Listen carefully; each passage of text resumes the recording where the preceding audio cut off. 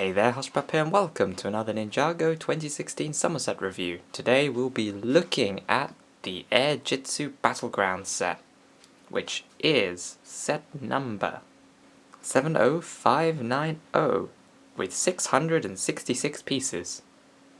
Coincidence? I think not. It includes 5 minifigures, Airjitzu Lloyd, Airjitzu Nia, and Master Yang, with his 2 ghost students, Chris and Martin, although they look more like statues to me, but they do have a double-sided face, so they could be ghosts or statues, either one. This set is really mostly a gimmick set in my opinion because of the spinners, but I guess if you don't want the spinners it's nice because you can just remove them from the set and it just becomes a normal set. But I will show you that in a minute. Let's start off with the minifigures. Now the set description does call these their Airjitzu outfits, but really it reminds me of their energy forms really, because they've got electrical energy printing everywhere and their faces are also like really different.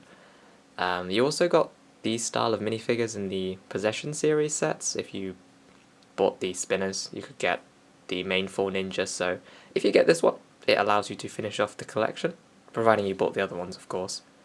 It has front and back printing, very different to the other styles of uniform they have.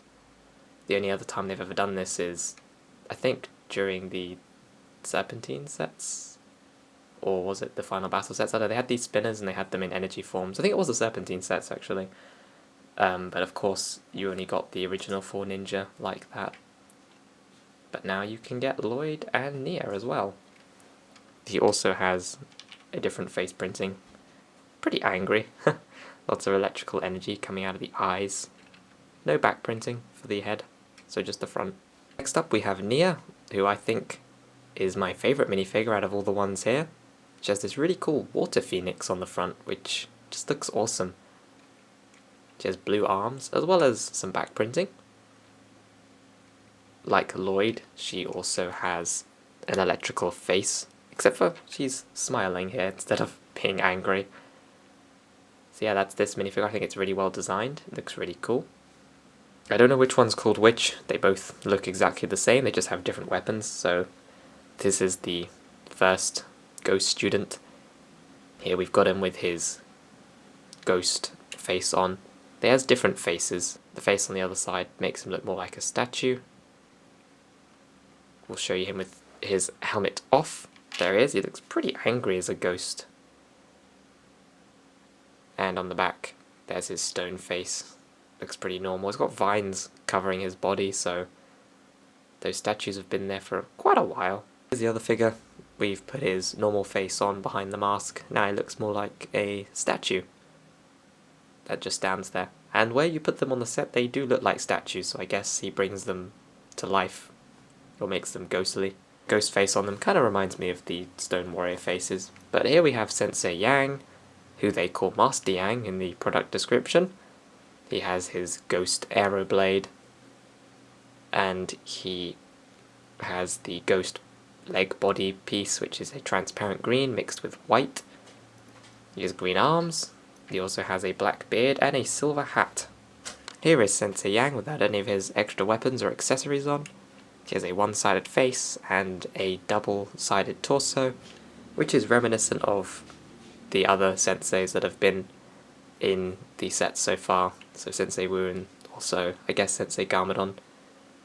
He has a symbol on the back, like it looks like some sort of dragon. Seems to be a common outfit for senseis, it would seem. And now for the main set itself. As I said before, it's mostly supposed to be for the Airjitzu bits, but you can just easily take those off and it becomes a normal set.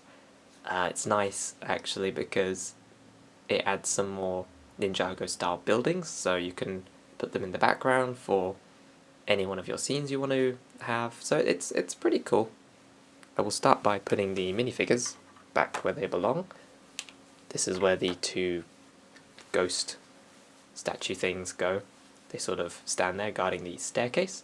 There's actually quite a lot of play features built into the set, so as I said, it's not just for the Airjitzu stuff, but it is quite a big part of the set. You can quite easily just grab one of them and pull them off.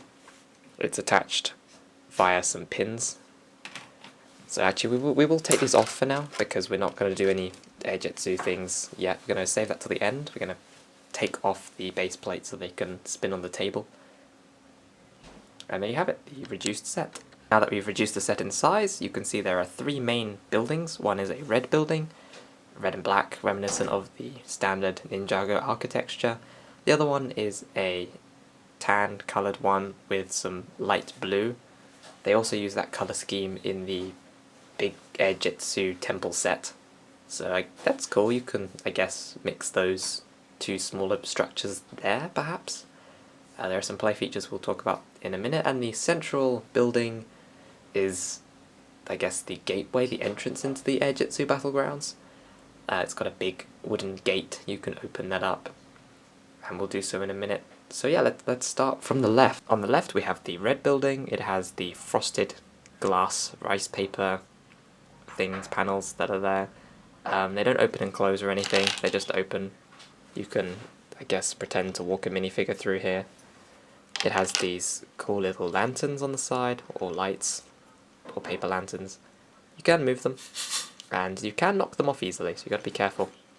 They're attached via this cool little piece. I think it's a new piece. I haven't seen it in any sets before, apart from these new Ninjago ones. It might have been included in other sets, I just haven't noticed before. Just haven't bought any other ones, I guess. But these are the first ones I've noticed them in. It has a cool play feature where you can push this pin at the back and it flips open the roof. So if anyone's trying to walk along here, you can flip them. But you can't have them attached, because otherwise they'll just stick. So you got to just, I guess, hold them and pretend. These side things can be moved up and down, but they're not supposed to. And that's it for this main structure. You can actually pull these out. At the side here there's a little connector. You just pull and they come right out. If you want to store these away, you can easily do that, or put them somewhere else. On the back there's the pin, just push it and then the roof pops out very easily. The center gate is much larger. There's an arrow blade at the top, a gold one. I'm not sure if it's just meant to be decoration or if it's actually meant to be in use, but it is up there. These gates, you just push them and they can open very nicely. You can't stand anyone at the back when they're closed though. These 2 pieces here are for the spinners. You get these cables and they do slot in the top. You can just get them in there. So, oop, that fell over. So yeah, these do come out, but when you don't want to use them, they become decoration. They're just the handles for the Airjitzu spinners. The staircase does have a play feature. Mine actually got stuck. Yeah, I wasn't able to get that working, but I've adjusted some of the bricks and it works. There's this little switch at the back where you can make the ramp, or the stairs rather, flat, so the minifigures will roll down, which is really cool. So it's a cool trap. Again, you can't stand them on top of the studs, otherwise it won't work. But yeah, that's cool. And you can do that by turning the structure around. There's this little pulley thing. It pulls out this staircase holder construction that's underneath, and it makes all of the panels go flat. So that's a fun little feature that they included in the set. The final build is this smaller structure which has wooden planks boarding up the windows, and it also has more lanterns on the side, as well as some lots of roof detail. But it has a selection of weapons. As you can see, there are loads of pole weapons, staves, polar arms, that type of thing, and you can equip them on minifigures and fight in the Airjitzu arena, or the Airjitzu battlegrounds rather. It also has one more play feature. If you put someone on the roof, you can push the roof and slide them off. There's this slidey thing, you just push it in. I don't know why all these traps would be here, honestly, but they are. You just push it in, and then you can just push it back to reset it. Very easy. So yeah, you can push people or ninjas trying to climb on the roof. Okay, we've removed all of the base plates, and we're just going to show the Airjitzu spinners with the temple in a second, but before we do that, I'm just going to show you the construction of the spinner holders. It's quite simple. It just holds them in. There's this massive handle that lets them go. Just easily slot that in the top and it fits in there. The problem is trying to get these spinners to actually stay put. Like, you're supposed to rest it here and then you're supposed to be able to push this down to get the spinners in position before you let them go, but it's just really fiddly. Like, no matter which angle you put it in, it's just very, I find it very difficult. I don't know if other people have this problem. The only way I've been able to do it is hold it in the corner and slowly twist. You're not supposed, oh, you can do that of course, but you're supposed to be able to just push it in and it works, but have not been able to do that so far. And releasing it's quite easy, you just pull, and, well, that went off camera. But it is spinning over there. There we go, caught a bit of it. So yeah, we're going to try that, we're going to see how it goes. Going to pull both of them at the same time and try and see if an Airjitzu battle can occur. Actually, we're going to put the minifigures in first. Putting the minifigures in is very easy, you just take off the top like usual. Put the character in there, close up the lid, and slot them in. Then that's it, you're ready to go. Okay, while experimenting, I did find a way where you can, I guess, do it the way that they want you to. You just got to hold this bit firmly in place in the corner, and you push down and it locks in. It makes a horrible grinding sound, but I think that is how you're supposed to do it. So, yes, let's give it a whirl. You know, I'm not sure how I'm going to do this at the same time. It's going to be awkward. So I got to grab both of these and pull them. Okay, that's not going to happen. Let's do it one at a time. Alright, here we go. Alright, well, we've actually moved everything back because I couldn't, it just kept falling off the table. So let's try it again. I'm going to have to do one at a time. I guess this is really meant to be played with friends, perhaps. One person takes control of each Airjitzu spinner and see who wins. Let's go. Oh, wow. That happened before. Okay, try 2. This time everything's locked in properly. Here goes. That one fell off the table. Next one. That one fell off the table as well. So in conclusion, they fall off the table a lot. So we're going to try and angle this so they don't fall off the table. You know what? This might work better. Let's see. Well, they just kind of annihilated each other. Let's just spin one. They destroyed both stone statues. Let's just get Lloyd in position to spin. Lloyd's gone behind the temple, but you know, it works quite well. You need to give it a lot of space, as you can see. So probably a lot more space than I had, but it does work well. It's quite fun as well, actually, to battle them. They just don't go in the direction you want them to, but these things never do. There's a thing to note, the handle. I don't know if you can notice, but it's got 4 normal cylinders, and at the top it's got 3 thin ones. Now 3 thin ones equals the size of a big one. That's just how it goes in Lego. 3 plates equals the size of a regular brick. But I'm not sure why did they use 3 thin plates at the top? Why not just use 5 thick ones? If you guys can figure that out, let me know below in the comments. As a final send-off, we will now perform Airjitzu in the spinners. You just rip it off the back like I showed earlier on. You get 2 of these rip cords, and you can quite easily turn this into a handle.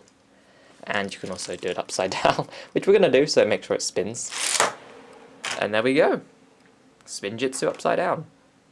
Of course, doing it the other way will make it fly in the air. And for your amusement, I will do that. This is probably going to end up going somewhere I don't want it to go.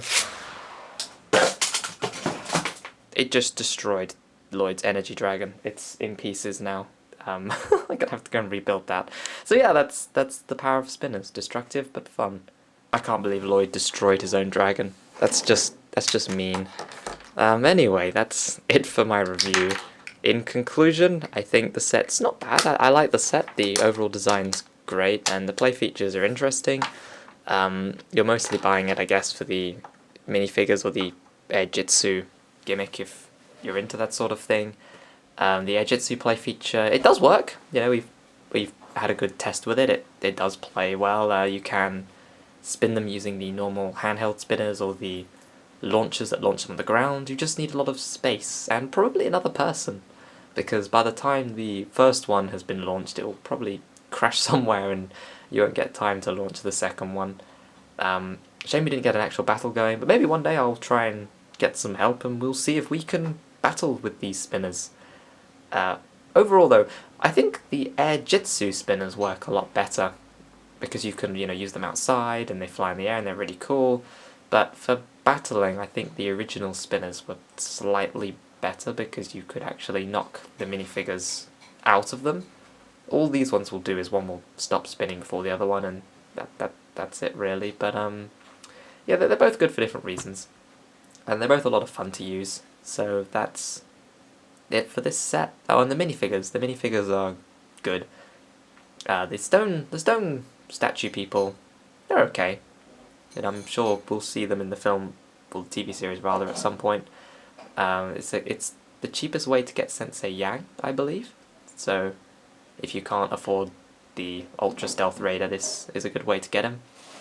And if you're looking for 2 good ninja minifigures, or if you want to complete your collection of Airjitzu energy figures, then this is the way to go to get this set. The actual structures themselves also would look great in any background scenery, particularly films or any battle scenes you want to enact with some of the other sets. They'll just make nice background pieces, so there's that as well. So hopefully, with that in mind, it will help you decide whether you want to buy this set or not. Thanks for watching, and I'll see you guys next time. R.I.P. Lloyd's Energy Dragon. I mean, look what that thing did to it. It just completely broke it to pieces. Well, luckily I won't have to spend that long rebuilding it, but man, those things are destructive.